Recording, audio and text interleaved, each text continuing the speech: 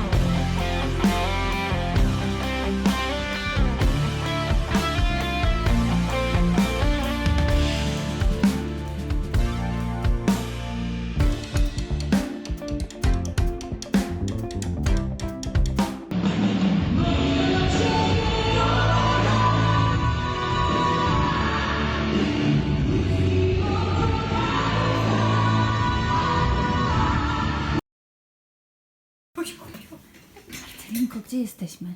W dupie. Na prawdziwo. Powiedz, że nagrywamy drugą płytę.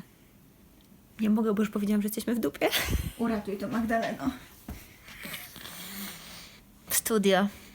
Ale już za długo tu jesteśmy. 12 godzina. Zobaczcie, tak wyglądały nasze zapiski. No i tu są kubki puste. Ale nie było w nich nigdy Marta, alkoholu. daj, nagramy Cię, żebyś też przeszła do potomności.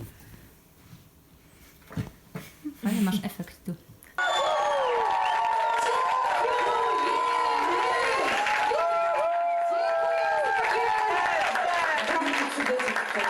Mam pierwsze liczne brawa.